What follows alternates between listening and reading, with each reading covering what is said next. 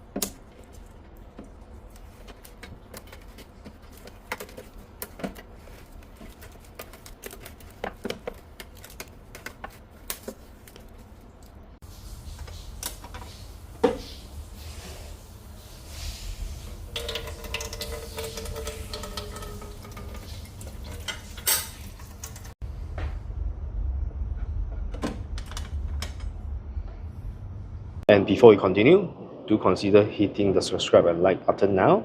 It does help us a lot so that we can continue to make a lot of good video for all of you. Right, first of all, when the machine is in off position, I mean when the machine is switched off, you must make sure that your water tank must be pressed down all the way so that the machine can suck the water from the water tank. If not, you'll hear the gear pump moving, but your water level doesn't go down, which means that your water tank is not pushing all the way. And a very good way to know whether your water tank is actually pushing in position is that it doesn't rotate as much, right? It shouldn't be rotating, so it should be quite it shouldn't have a lot of movement there. So this is one way to know that your water tank is pushing all the way. And next thing, you have to make sure when you first started the machine,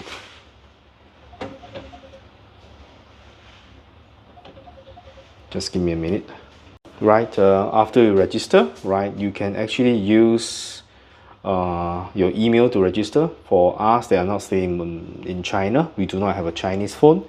We do not have a Chinese phone number, so there's no way we can register by phone number. So you have to slide up your app, and you should be able to see a email logo there, and then you can register by your email. And the moment you enter your email and the 6 digits verification code and enter, and you can actually go in, and you can download this app from Google Play Store. Just search for Wendougee, and then you have this equipment number whereby you can key in manually, or you can actually scan this QR code to actually pair the machines. So for you to start the machine for the first time, this is the most important step. So I'm going to switch off the machine now. You'll be able to see that the phone will get connected to the machine.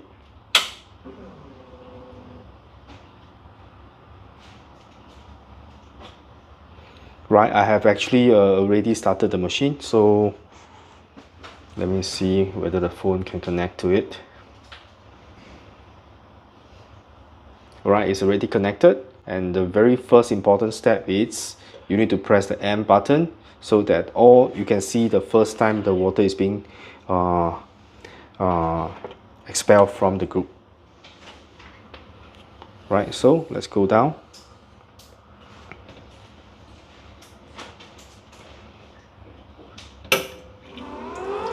Right, you must be able to see this water coming out, otherwise your saturated group will be empty, and then if you have an empty saturated group and you switch on the heater will actually burn out. There's one case in Singapore that happened this way. We are not too sure why, so be careful. This is the most important step you must do. Right, I repeat, you will need to press the M button repeatedly until the water actually comes out from the group. In this case, I will know that the saturated group is already filled with water, so I can carry on to start the heater. And if you touch the water, it should be cold, right? It should not be hot. That shows that your group is not being heated up yet. So now I know the group is dispelling water and there's enough water being dispelled, so I can actually go ahead and start. Right, for the first time, I'll be doing some setting. And because we are in Singapore, so I will need the setting to be in, I will need to have all the details in degrees Celsius. So let's go to the system setting. Let's go to general. You can see the temperature here. I'm going to choose degrees Celsius. And the rest, you don't have to worry about it. And then you go back. Okay, next I will want to set the boiler parameters. So right now, my heating setting, it's only at 20 degrees Celsius. So let's set it to 92 degrees Celsius. Right.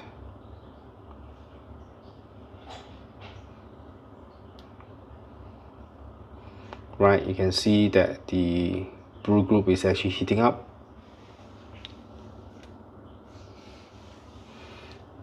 And as for the steam temperature,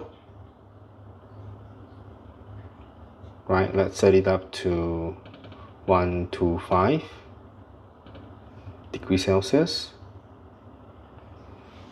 Right, so now both the brew, you can hear the boilers, the steam boiler is actually starting to heat up, and the brew boilers is also heating up at the same time. Right, to heat up the boilers, it takes around, I would say, around 5 minutes to reach around the temperature that I set here, which is 92 degrees Celsius on the brew boiler, and 125 degrees on the steam boiler. So let's check out the steam power.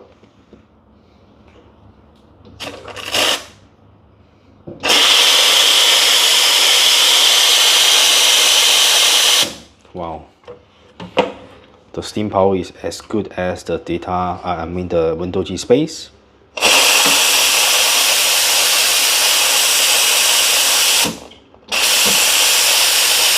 Right, same thing. The joystick can be locked in all positions.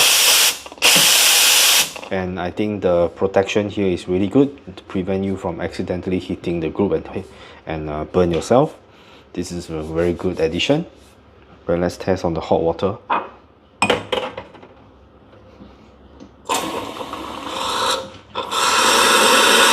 Whoa. Okay, you can hear the gear pump immediately sucking water from your reservoir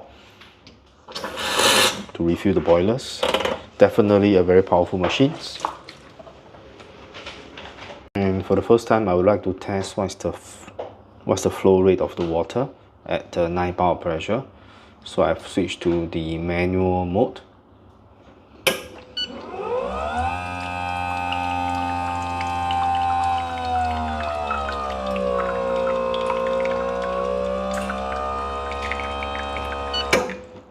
So the flow rate is about 8 milliliter per second. So the flow rate is actually pretty fast as compared to my other machines such as the Gemini 3007. I actually set the flow rate on the machine to be around 4 to 5. And I can actually test whether it's repeatable.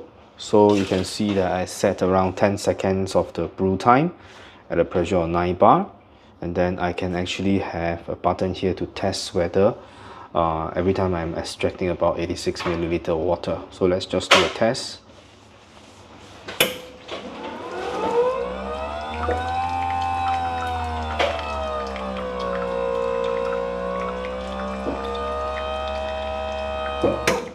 That is about 11 seconds, and I'm getting about 87 liters. So on the scale itself, we actually register around 85 milliliters of water. So that's actually pretty close. Let me test one more time.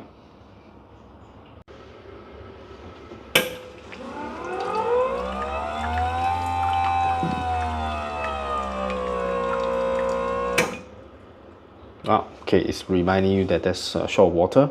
So let me just fill up the tank with some water, then we'll continue again.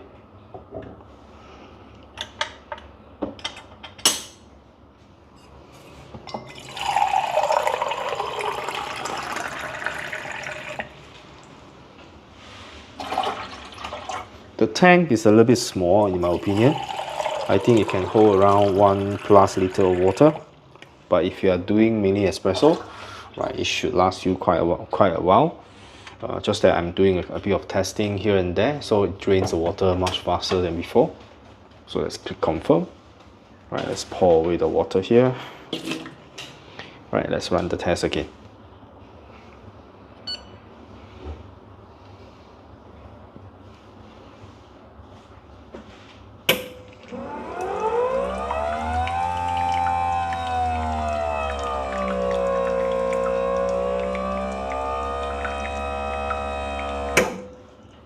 Right, 11 seconds. Getting about 85. Right, so that's actually very close. Let's test one more time.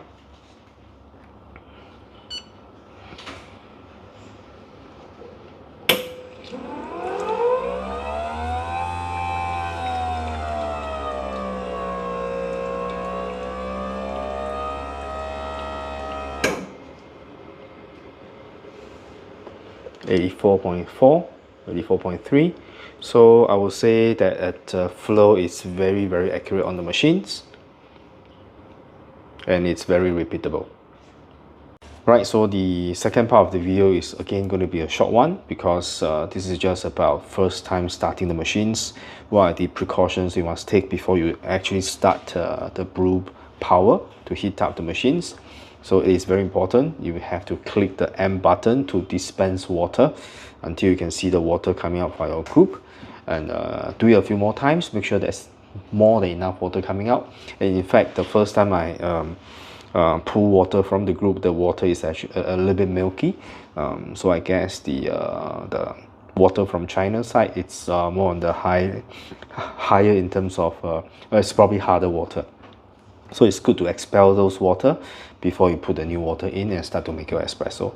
So remember, you have to repeatedly click the M button, which is manually expelling water from the group, until you see the water coming out from the group. Then you can just go into the setting to adjust all your brew temperature and your steam temperature. So that is actually a very important steps. So I hope you like my videos, and do consider subscribing, and stay tuned for part 3, whereby I will start to play with the machine to pull some standard shots, and then subsequently I may actually start to do maybe more of manual pressure profiling, and see how the machine can perform.